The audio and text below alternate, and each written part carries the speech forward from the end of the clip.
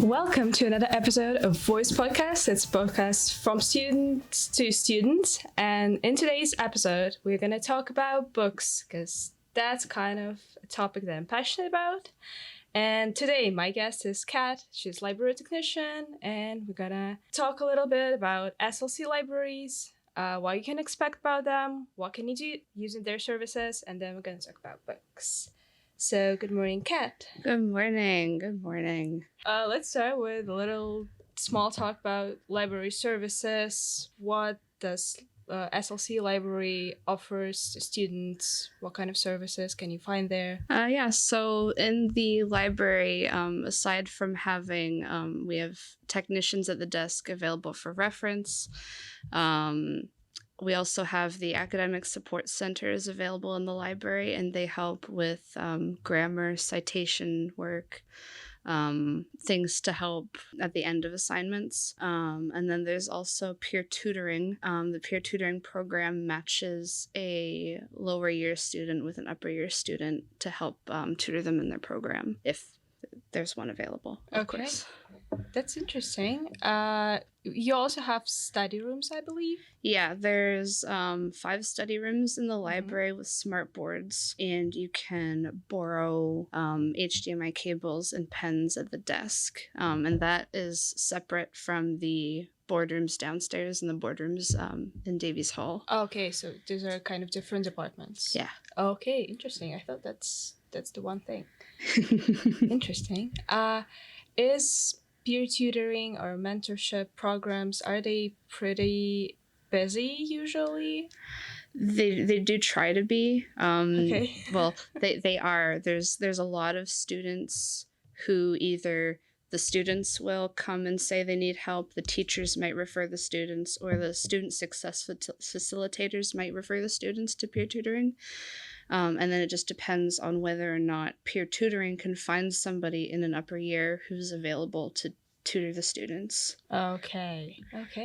But that's a great service. Yeah. Yeah, it's kind of helpful. Sometimes upper year students can explain something easier than teachers do. So I think that's a big deal. Yeah, and it's really great too because it's free for the students, and then the upper year students will get paid to do it. Oh wow, that's nice. Yeah. So it's kind of a part-time job for them. Kind of, yeah. Okay, good.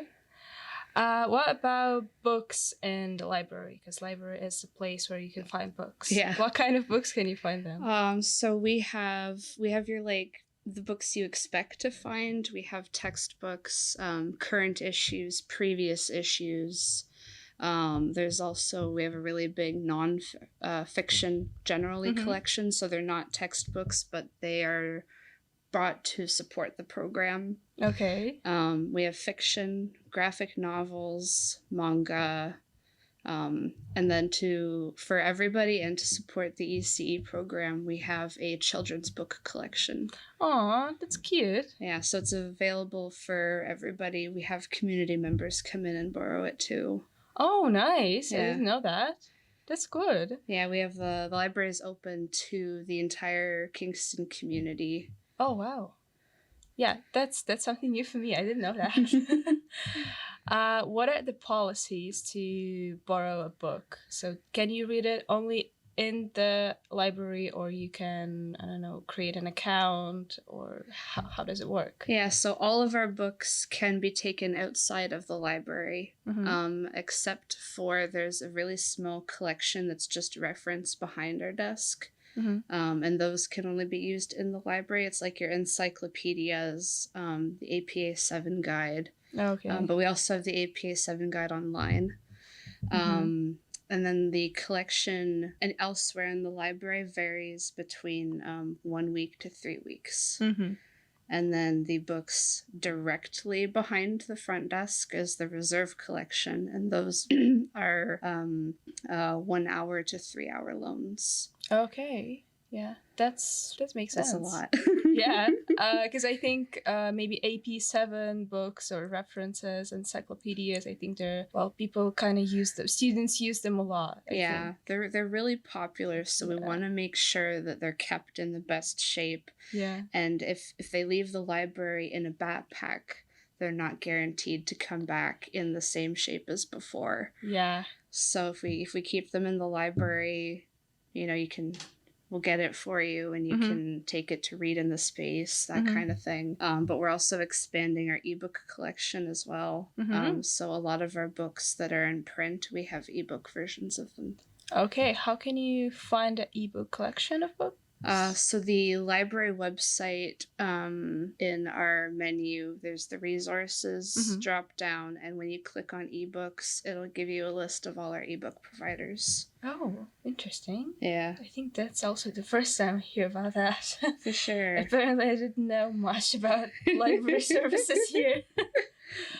Okay, so that's good. But now let's kind of start talking about books and about reading habits and stuff like that. Did you like reading when you was a kid? I liked reading so much that for the longest time I only read one book. And my teachers in kindergarten were so mad at me. So the book was The Littlest Mermaid by John Stapleton. And I really, really didn't want to read Amelia Bedelia. And they all wanted me to read Amelia Bedelia, and that fell down. Thanks. Yeah, I think I had the same problem last time. I just really didn't. Like, I was the mermaid friend. You know, you have the horse friend, you have the car friend. I was the mermaid friend. So Little Mermaid, The Littlest Mermaid, which is a completely different tale. For years, I thought it was called The Little Purple Mermaid. But then when you sent the question, I was like, wait, what's that book actually called? So I went and found it. But yeah, I read so much. I was the kid, I'd read a lot. And then now that I'm older, I don't read anything. Oh. I mean, I do, but not as much as I used to. Yeah, not as much. I think I also used to read a lot when I was a kid. I didn't have a certain book. I don't know why, but I was the type of kid who always read all of the books that our teacher recommended us to read during the summer to kind of prepare for the classes. And there was a huge list of books and nobody cared about that. And, well, I had a goal to read all of those books during the summer. A noble goal. Yes, it was a noble goal. My whole school journey, I've read all of the books, well, pretty much. And I don't know how I did that, because I could read, like, one book in one day, and it was okay for me to read one book per one day. Now I can't do that, apparently. Maybe because I don't have that much time, or maybe because I'm reading slower. I don't know. I'm not sure. So you said that you kind of fell in love with reading with this book about Little Mermaid. Yeah. Yeah. It was just, I don't even know what it was about it. It's a really rare book now. Like, if a public library somewhere still has it, that's great, but you can't really buy it anymore. Okay. Because I have a daughter, so I'm like, well, I remembered this book, I should get it and read it to her, but I can't find it anywhere now. So I have to look a bit harder, but I hope you'll find it somewhere. Maybe ebook edition or something. Yeah. I hope that will work. And I'm not sure. Well, actually, I do remember one book that I fell in love with reading thoughtfully, because before that I was just, I had a list of books that I had to read and I was just reading all of them. And I remember I was 11, maybe 11, 12. And I went to my grandma's house for the summer, and it was more countryside, and they had a library. But there were not many books, especially for kids, in that library, because it was more like a country library. And I found one book. It was the last book of the first cycle, so I didn't understand what's going on. But there was a cycle, I'm not sure if you know about that. There was a cycle of books. It was called Warriors, about cats. Warrior cats. Yes. Oh my gosh. I could talk about warrior cats for hours. I know, me too. It was the last book of the first cycle. Yeah. I didn't understand anything. But by the end of the book, I was like, wow, that's gonna be my personality for the rest of my childhood. Yeah. And I think I was reading only like books somehow related to warriors for the next 4 or 5 years. Yeah. I couldn't start doing anything else. I was obsessed. Then I became a fantasy kid. I was reading fantasy a lot. The authors didn't need to go so hard with those books, but man, they really went hard with those books because they're amazing. Yeah, and there's so many books. Intense. Yeah, so many characters. You definitely can find at least one that you're related to. Yeah. Like you feel, yeah, that cat is just like me. Mm-hmm. I'm just like that cat. Okay. Do you have a favorite genre of book? So I was starting to become a teenager and was a teenager when all of the when Twilight came out. Okay. But so I read Twilight, but then because Twilight came out, all the books that were published before Twilight became more popular. Mm-hmm. So I was reading things like the Morganville Vampires, Vampire Academy, Vampire Kisses, just all the oldies. And I'm still like really into the supernatural romance genre. Yeah. But now I'm reading things like Deborah Harkness's All Souls books, mm-hmm. which is not young adult novels. It's older. I'm not old. Older adult novels. Okay. Still somewhat in the flavor of YA novels, but they're for like people in their mid-20s and up. Mm-hmm. Like all the characters in the books aren't under 20. Yeah, that's nice. Which is nice because like I don't mind reading YA novels now. Mm-hmm. They hold a special place in my heart. Yes. But when I can find a book written for my new demographic, I'm not old, I promise. It's just really nice because you can only read about teenagers so much before you're like, okay, I need to read a book about someone my own age. Yeah. I feel that. That's hard. It's actually hard to find something like that. It's really hard. Do you have a favorite author? Deborah Harkness.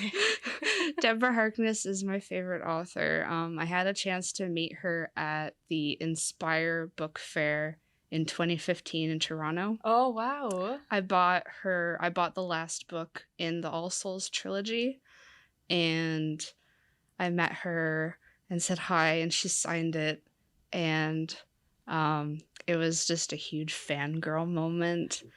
And she really liked my outfit because I had this like really pretty red shawl, and it was like, oh my gosh, she liked my outfit. And then I got a picture with her, and it was like the highlight of my nerdy book life. Yeah, it definitely is a highlight. Wow, that's so cool. I mean, I wish I could do the same with my favorite authors. I'm not sure if I have a favorite genre right now. It definitely used to be a fantasy. But right now, I think it's dystopia mostly. Yeah. I kind of like it because those books make me think. Mm-hmm. It's just, I not just consume the story, I actually start thinking about everything. It makes my brain work, and it's nice. Yeah. My favorite author, that was when I was preparing yesterday for this podcast. It was so hard to pick one.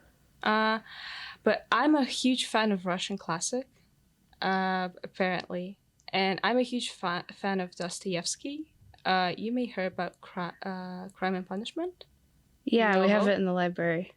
Nice. I think, yeah, we have So we have a really, unfortunately, small selection of international titles. Mm-hmm. And I think we have 5 or 6 Russian books.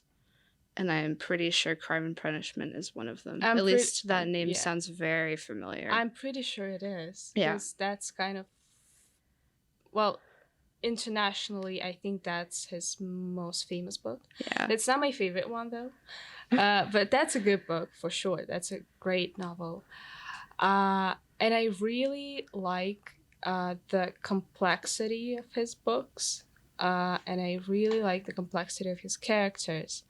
But my favorite thing is the gray morality that he uses. So there are no just bad characters and just good characters. Yeah. No pure evil, nothing like that. They feel very real, kind of. Yeah. Yeah. Everybody has their own circumstances for things. Exactly. And that's the main thing that I like about his novels. But I also think that I'm a fan of Stephen King. Yeah. Yeah. I don't have explanation. I just love his books. What was your most recent book that you've read? So branching off your Stephen King, not a Stephen King novel, but at the Inspire Book Festival, I was walking through the horror booth section and I met this author, Nancy Kilpatrick. And she showed me her book, and she's like, "Oh, do you like horror?" And I'm like, "Yeah, I've flipped through the pages of some Stephen King novels, and I've watched his stuff get adapted to visual media." And she's like, "Oh, how about you try mine?" So I'm reading a book. I've had it in storage because we just moved. It was called Vampiric Variations, Tales of Vampiric Horror. And it's a series of both short stories and novellas, all about vampires, different vampires, legends from other cultures, old ones, like really old ones. And then there's a few of like the newer lore all mixed in. And it's really good. I haven't read it in a while. I just finished the first novella or short story last night. Of course, I can't remember or pronounce what they called the vampire in that book because that specific novella took place in, Romania. Yeah, probably. So... Yeah, I always really am so scared to pronounce the names of the characters of the books that I've read. Yeah. Because apparently in my head, I pronounce them differently. Yeah. Not the way they're supposed to be pronounced. Yeah. Yeah, so I'm just avoiding names. Just no names. I will just describe. So that's that character. That's that character. I was a Twilight fan. Yeah. Oh my god. We can bond over Twilight. Yes, we can. I think I was like 13, maybe. Well, yeah, about 13, and one of my friends, she came to me and she's like, "I've read that book. Oh my god, you have to read that. It's just too much to explain." And I'm like, wow, what was the name of the book? She's like, Twilight. Please, you have to read that. And then I did, and then I watched the films, and I was a fan. Yeah, I was a fan. I definitely was a more Warriors Cat fan, but Twilight, yeah, they also affected me a lot. I think the most recent book that I've read was My Policeman. I was talking about it in the episode that we recorded with all the hosts, and I said that I'm reading it right now. And I finally finished it, I think last weekend. That's a novel. I can say it's a classic novel because I think it was written in 2012 or something. Okay.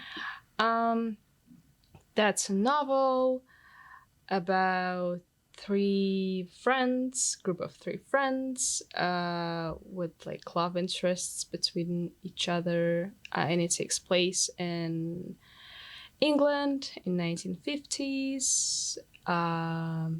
yeah, so Nice. that's a heartbreaking book, honestly. Oh. And I'm so excited to watch a movie that's based on this novel that is released, I think, this weekend. So Oh, it's wow. like the beginning of November. Oh, so you finished that book just in time. Yes. Oh, yes. gosh. That was the goal. Honestly, that was the goal. Because I was scared to watch a movie before reading a book. Because I wanted to cry twice, first of all. Because if I would watch a film first and then I will read a book, I probably wouldn't cry on a book. But now I cried over a book, and now I'll definitely cry over a film. That was the goal. I did that with The Fault in Our Stars by John Green. I read the book and bawled my eyes out. And then my husband and I went to go see the movie, and I bawled my eyes out in theater. Oh, yeah. I love that. It was so good and so sad. It's so good and so sad. Yeah. For sure. But yeah. Oh my gosh. Next question. What book made you cry the most? Not surprisingly, though, not that. So Allegiant by Veronica Roth, part of the Divergent trilogy. The ending's a huge spoiler, and that's the part that made me cry. So I'm not gonna spoil the ending for everybody. It was incredibly unexpected. I didn't see any foreshadowing that it was going to happen. At least I didn't. Other people might have. And it just... I was done. I was gone. Yeah. The tears were flowing. They were the messy tears. It was bad. And I was upset about that book for weeks. That must have been a hard time. Yeah. Oh my god. Yeah, and then they made them into movies, and the movies actually aren't that bad. Theo James, oh my goodness, he's so cute. But I was a little worried because they made the first two movies and then they didn't do quite well, so the last book was going to be made into like a TV movie or just a mini series, but they did come out with a part 1 movie. And I haven't finished watching it yet. It's been a really long time now. But I do keep meaning to go back and watch it. I'm hoping that the end of the book, like they cut off before that part in the book so that I don't have to watch it happen. So please don't spoil the end of Allegiant for me. But yeah. Yeah.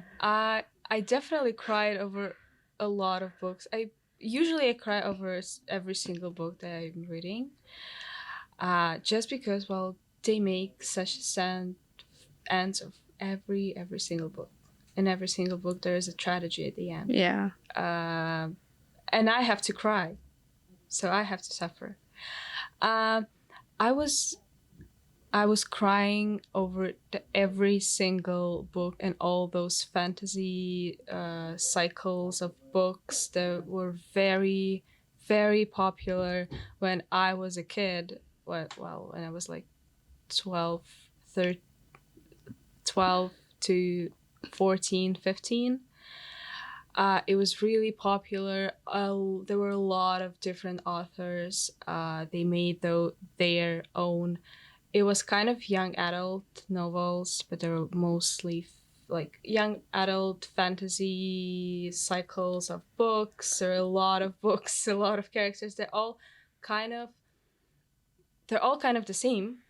But well, it doesn't matter. I will cry over every single one of them. But for sure, the book that made me cry the most, we're going to talk about Warriors again. There was the last book of one of the cycles. Blue Star? Probably not. Okay. It was like the big fight between bad cats and good cats.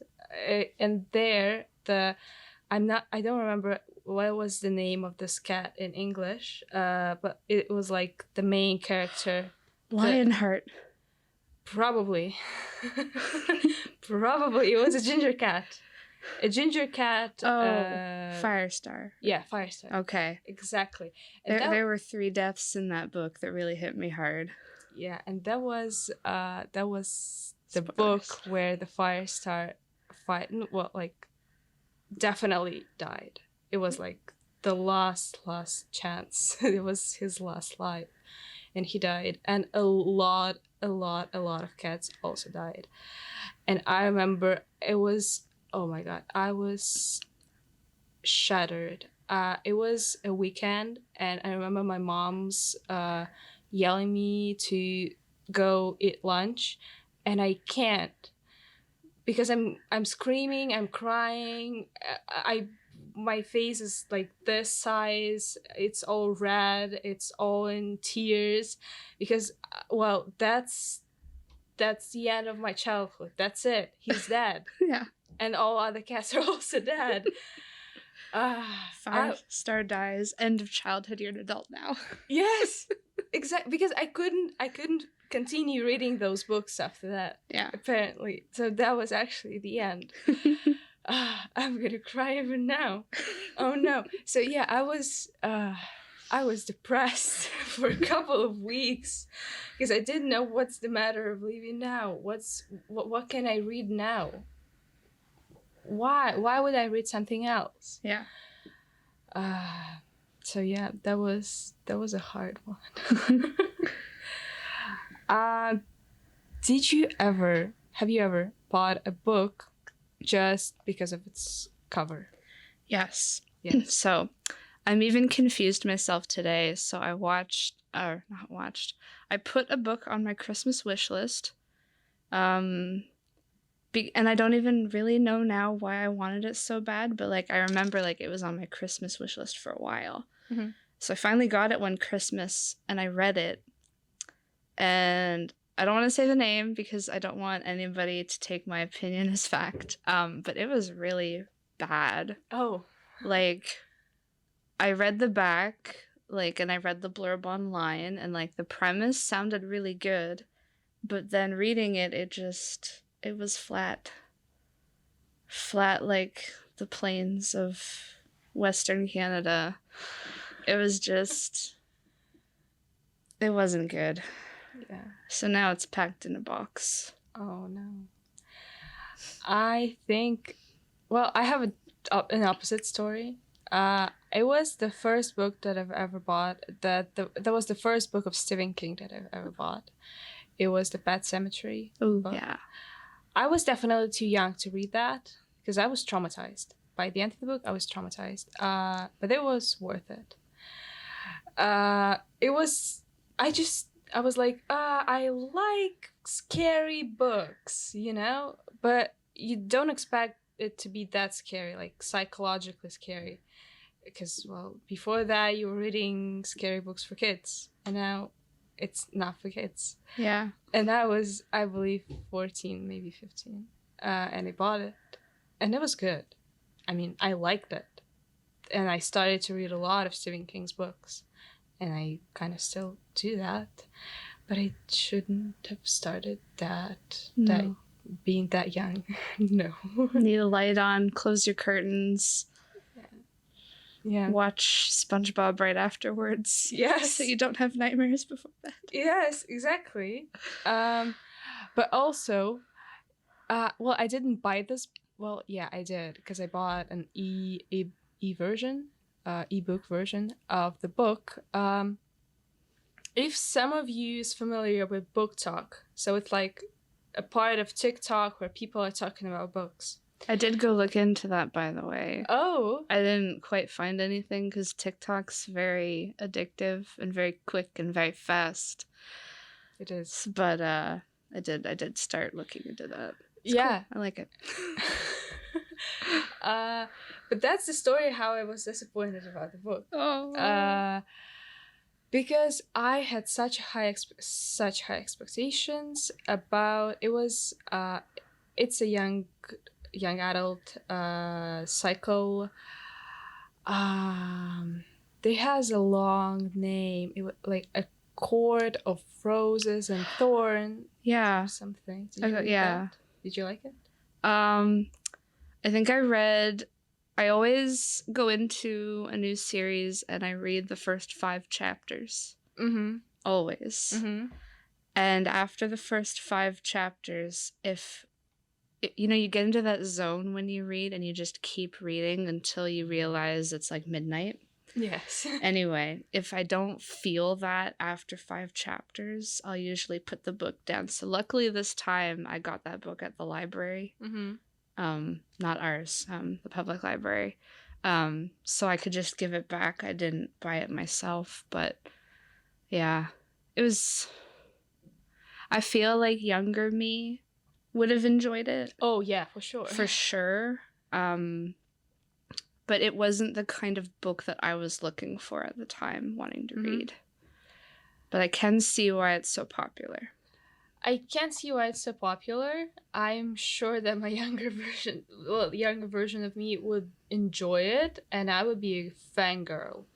I would read all of those books. But, well, I wanted to stop after 5 chapters. Oh. I wanted to stop after every single chapter because I'm like, I can't do this anymore. It's not that exciting. Well, not for me, not right now. But I was like, well, maybe I should give this book another chance and another chance and another chance because it was so popular in the book talk and everybody was talking about like the last book of this cycle. It was very, very popular and everybody was saying like, wow, that's the best young adult cycle of book they have ever like read or like recently. That's the best one. And I was giving the book so many chances. I gave it so many chances, and then when I finished, I felt disappointed because I didn't understand why main character acted like that. I just didn't enjoy it. And then I went online and I was looking for different reviews, and a lot of people were saying like, yes, first book is not that good, second one also is not that good, but the third one and all the next books are like fire. They're so good. No way I'm gonna read a second book just to get to something actually interesting. If something actually interesting starts to happen only in the third book, no. Yeah. I'm not doing that. Well, I would do that if I was 15, 14. Yeah, as I said, I would be a fine girl. Yeah. But not right now. Do you have a favorite book? Oh gosh. Yes. So going back to earlier about like supernatural romance into vampires before vampires were popular. My favorite book is called Secret Vampire by L.J. Smith. Mm-hmm. And it was released all the way back in 1996. I'm not that old. Okay. Well, I am, but also not. I was like 1 year old when it came out. And originally it was its own standalone novel, but I didn't read it until I was in my teens, and it was part of a omnibus edition of books. Mm-hmm. So the first 3 books in the Night World series were in one tome. The next 3 were in a second, and the next 3 were in a third, and I bought all of them, of course. Because I was in chapters. I read Secret Vampire was the first one, so I started reading it, and I looked at my watch, and like 20 minutes had passed, and I'm like, okay, I'm buying this. And then I also picked up the other 2, because there was a sale. I wouldn't have done that if there wasn't a sale. And I love L.J. Smith so much. I never read any of the Vampire Diaries because she did write the Vampire Diaries. But her Night World series just blew me out of the water. Romance, suspense, action, underlying epic plot points. Like, it's just a huge shame because the last book in this series, Strange Fate, I've been waiting too long for it to come out. All of her fans have been waiting for it to come out, and I don't think it's ever going to come out because it's supposed to be like the epic culmination of all these 9 books. But yeah, so the expectation is too high. Yeah, probably. Oh, but it's so good, and she's such a good author. Yeah, it sounds like a perfect book for like a teenager. Yeah, especially if it's supernatural topic. Vampires. Yeah, there's vampires, there's witches, there's shapeshifters, there's werewolves. Oh yes, I love that. Secret societies. It has something for everybody.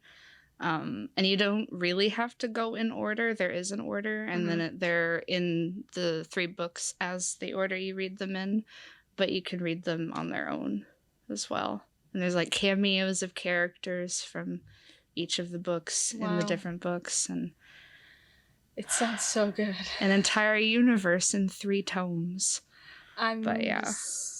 I'm about to finish this recording and then go Google some vampire books. Because I feel like that's what I need to kind of relieve all of the stress from midterms. Yes. That was one of the hardest questions when I was preparing yesterday for me. Because I can't pick one. Because they're all so different. So I picked 3. Okay. I'm ready. I picked 3. If somebody would tell me that I have to read only 3 books until the end of my life, I would pick those 3 because they're all really different, and I kind of can get something from this one, then something from that one, and something from the last one, and then I will be a happy person. The first one is 1984. I love dystopia. That book makes me think about things. Just makes my brain works, which is nice.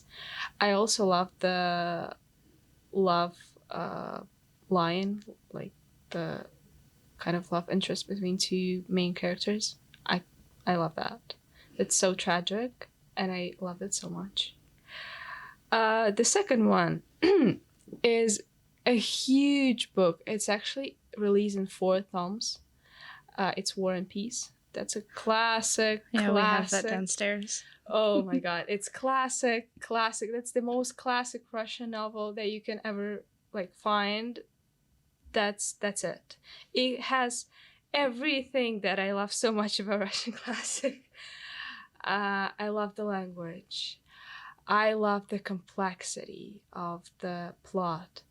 I love that book has so many different characters. It's like Warriors, but for adults. Yeah.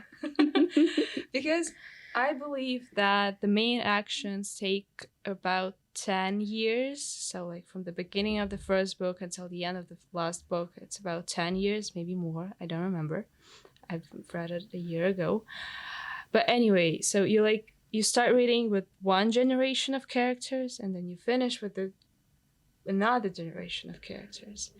And it's so nice, and you can definitely find a character that you relate the most.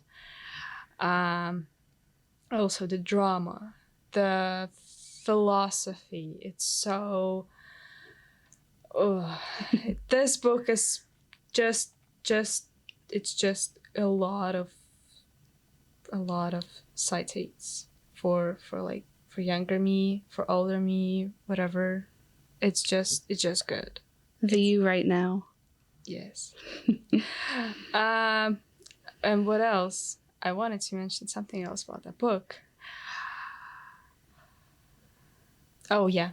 I also love as I mentioned before, I love the language of this book because the author goes into such deep details. It's so detailed. Like every tree that is around the characters in the forest has its own personality, and I love that. Maybe that's the reason why there are 4 tomes of this book. Maybe that's the reason, but I love that. And the last one is so different from the previous 2. I would read Call Me By Your Name 100 of times. First of all, the love. Oh my god, that's the best love line that I've ever not that I've ever read, but that's one of the best, for sure. Also, I love the language. It's so beautiful. It's like you want to highlight every single line of the book and somehow memorize it because it sounds so poetic. Wow, I love that book. So yeah, I think those are the three ones. Nice. You're so passionate about books. Oh, hopefully it's infectious. Oh yes, I am. Oh my god, books are my personality. The person that I am right now, it's just a combination of books that I've read. My personality changed kind of every couple of months because I kind of accumulate all the books that I've read, and then boom, I'm a new person. And then I start again. What was the book with the most unexpected plot twist that you've read? Oh, that one was really hard. I was gonna go back and mention Allegiant again, but we already talked about it and I don't want to talk about it anymore. The next one would be the Evernight series. It's another set of vampire novels. There's a theme here. I like vampires. Yeah. I can't quite remember the author's name, which is really sad for me. It's something Gray, Bianca Gray, Veronica Gray, something like that. And I don't mind spoiling this one. I'll spoil it. So she's a vampire, but she was born a vampire, and that's apparently really rare. Okay. And then you find out that her parents made a deal with wraiths, and wraiths are dead vampires because they die and become ghosts, basically. Okay. But they have their own magic powers. So her parents made a deal with them to have her, and she's part of some prophecy. And I didn't get that far in the books. I only read the first one. But basically, she ends up dying and becomes a wraith and leads some kind of wraith rebellion. And I wasn't really expecting that because, like, the whole book the first book leads up and it starts like she's a normal teenager. And then right before, like, the middle half of the book, you find out that they're all vampires. It's just like... Because she bites her date. Okay. And her friend, not friend is there, like school enemy, school bully, that kind of thing. And she's like, oh, finally, you've become a vampire like the rest of us. And that's the big revelation there. And it's like, wow. I don't know. I wasn't going into the book because I think it was another case if I bought it based on the cover. So I didn't read the back, and I wasn't going into it thinking it was a vampire book. The cover and the title and the decoration and stuff kind of made it look like it might be a witchy book. But no, it was about vampires. A question to a vampire expert. Sure. To an expert in the books about vampires. Do they have kind of the same idea of what are vampires? How do you become a vampire? So, like, is it the same as in Twilight? So, like, you have to bite someone for someone to become a vampire, and like you're immortal. How does it work? Do they kind of have their own policy of how to be a vampire in each cycle?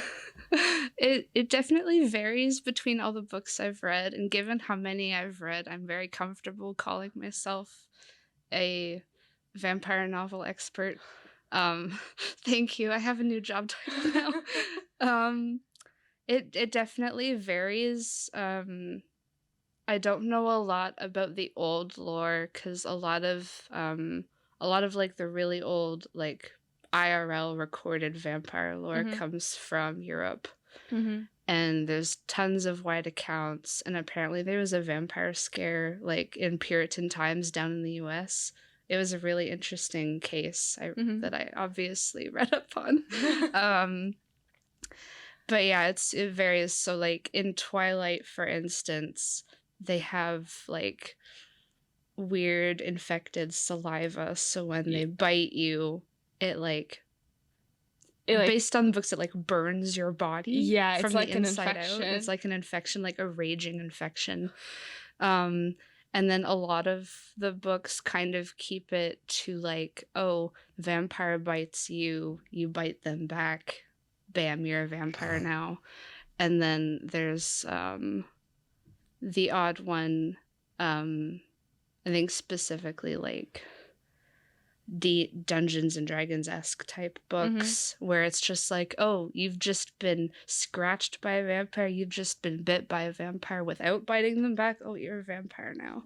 Oh. That kind of thing. It really varies.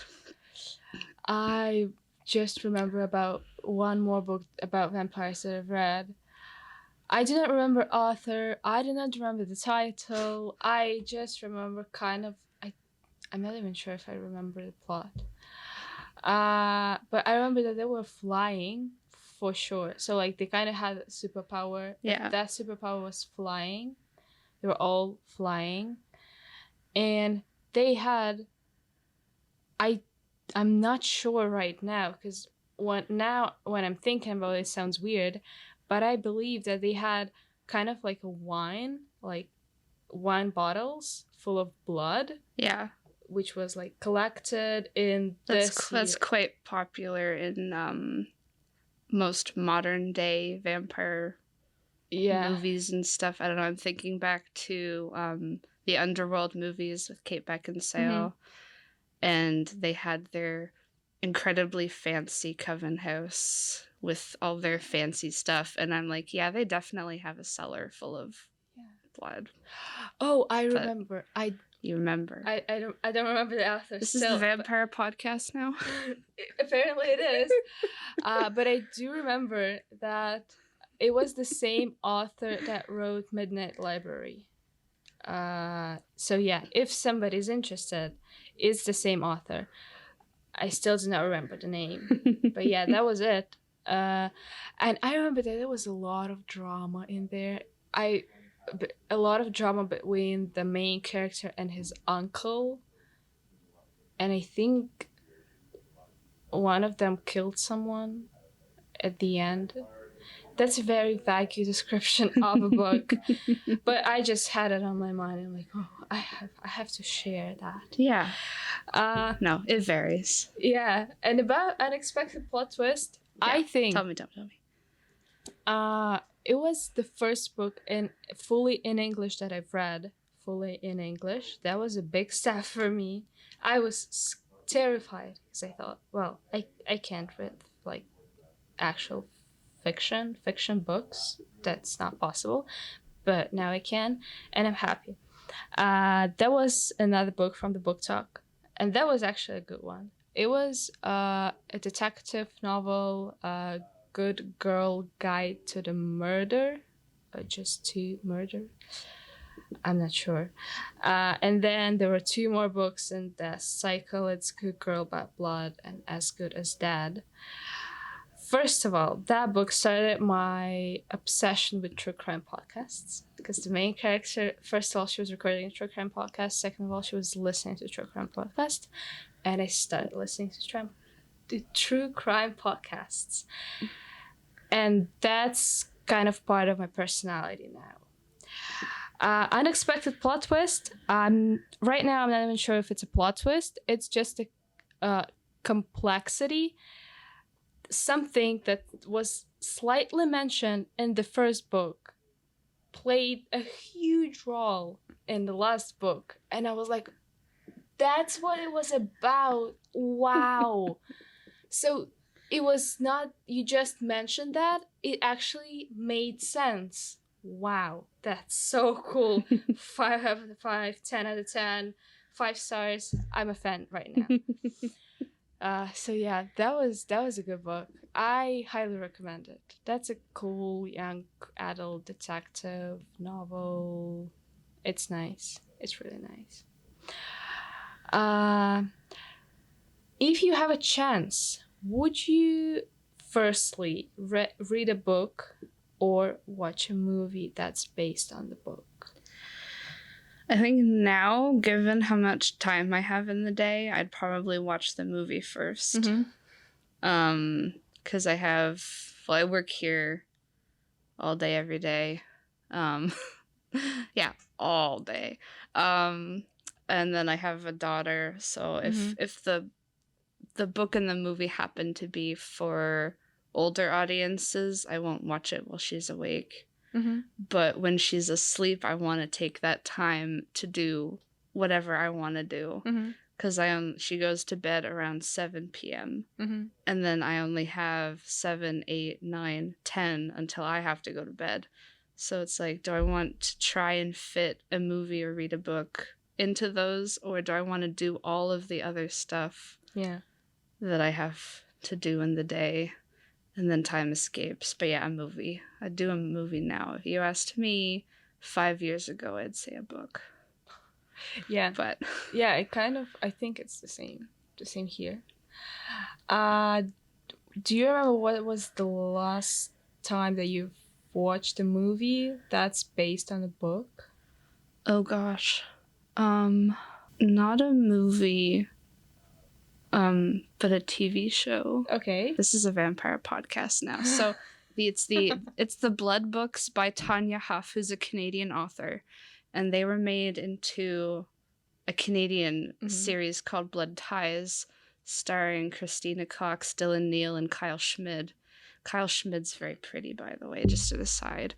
But every now and then I'll watch an episode of it just because it's one of my favorite pieces of Canadian content, and I have all the books, and I'm trying to get the ebooks now, so I can read them on the go. But I think I'm gonna look it up because I'm pretty sure it's gonna be the first Canadian author book that I will read. Yeah, they're really good too. Like the TV show is its own kind of good, but the books have so much more in them. And then she wrote a sequel series, so there's the Blood Books and the Smoke Books, but they have the same character, Henry Fitzroy.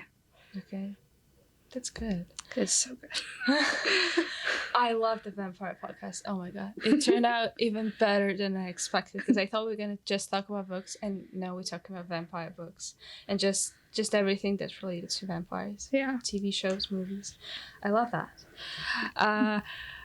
I think the last time that I've watched a movie that was based on a book, it was Dune film with Timothée Chalamet. And then I decided to read Dune, and that was, I can't say it was a mistake, but I couldn't read anything else except for those books for a long time. And I also, it took me a lot of time to start liking those books, because the author, he just created the whole new language. So many just words that don't make sense at all. Only if you know what do they mean. Actually, you have to read the glossary first, because they have a glossary at the end of the book, because it's actually confusing, because they don't, at the beginning they don't explain you what does this word mean. You kind of get it as you read. You're like, oh, so that's what was that. Okay, now it makes more sense. And I also, I think I've watched Little Women, and after that I've read it. So yeah, I'm mostly movie first, and then if I like it, I'm gonna read a book. Yeah. So I think I like the Dune movie more because it doesn't have that many. It's not that intense, kind of. Yeah. So it's just the half of the first book, actually. That's actually called Dune. But about Little Women, I like the film also more, because the film contains the plot of the first book, which is Little Women, and I think the second book, which is Good Wives or something. I'm not sure about the name of the second one because I haven't read that. And then when I bought a book, Little Women, I expected it to be just like a movie, and apparently it stops like in the middle of the film. And I'm like, wow, Oh, no. what's happening? And then I had to Google it, and I'm like, okay, there is a second part, which is actually a different book. Interesting. Maybe one day I will read it. Maybe one day I will. I'm not sure. Maybe when I will finish with all those vampire books recommendations that I got today. And I actually think that was a great conversation. Thank you so much. It was very lively. It was quite wonderful. We have quite a bit in book common. Yes. I'm pretty sure that it's an international experience because, well, sometimes I think that that's just my experience, but then I'm just start talking to other people and they're like, yeah, I've been there. We've all been there. Yeah, that's the same here. So thank you so much for spending that time with us. I hope you enjoyed it. You can listen to this podcast and all the platforms that you're using for listening to your podcast, or you can watch it on a YouTube channel. And we will see you next week. Have a great day, I guess. Bye.